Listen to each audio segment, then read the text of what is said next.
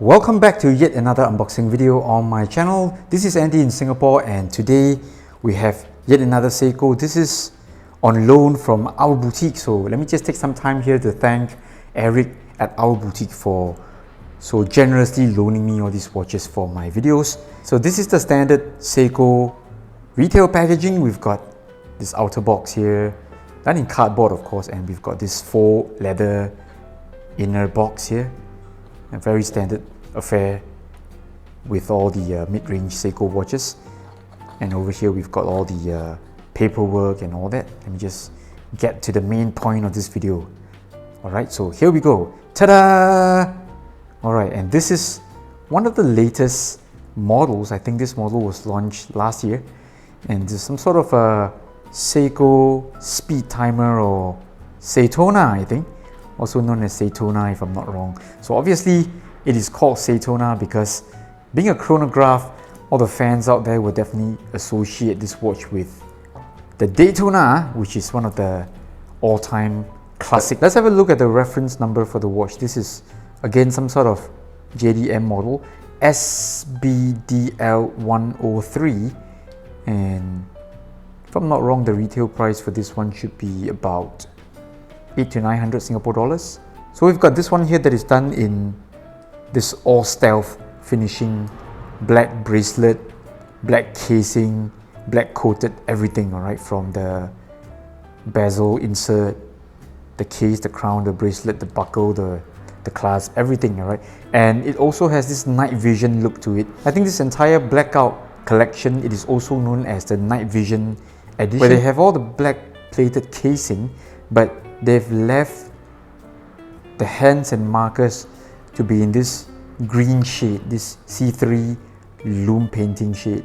And I think, you know, it looks the part, right? It looks like a tactical kind of a design, tactical kind of watch.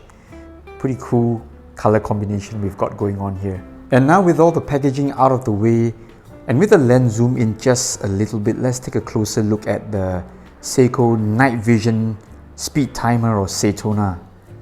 Okay, so this one here, done in a very typical black IP finishing from Seiko. So it's not quite pure black. Instead, it is some sort of really dark gunmetal finish, really dark grey. And of course, at one glance, this will definitely pass off as black color. Alright, so definitely not wrong to say that this is a black coated watch, but in reality, it is really a very dark shade of gunmetal. And you know, I'm really liking this all stealth tactical kind of look to things here.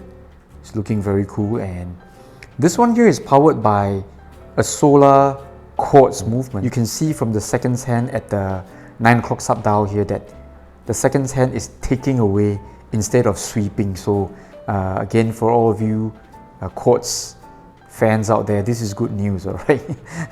I'm a newfound quartz fan, so I think quartz does indeed have its own merits, okay, in terms of accuracy and fast free operation and all that. So, you know, when you grab the watch, you don't have to reset the time and all sorts of stuff. And not to mention, the accuracy of a quartz watch is definitely much better than a mechanical Seiko watch, alright? We all know, you know, the deal with Seiko 4R, 6R movements, alright? In terms of accuracy, I think those things can be thrown out the window.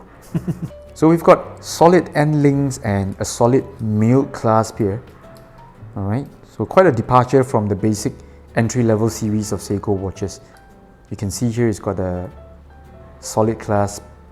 And of course this one here, this part here, the buckle here is still stamped, but I guess not such a big issue because this one here is really well made.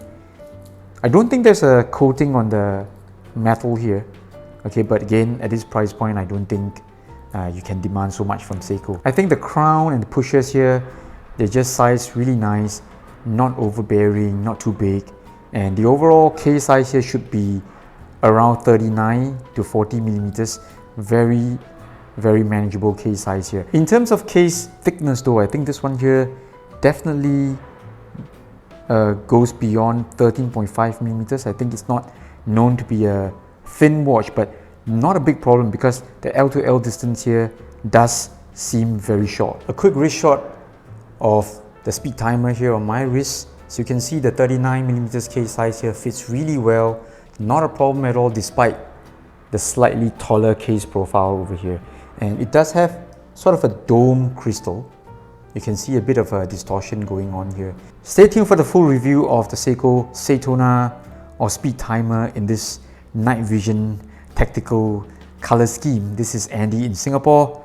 Bye bye.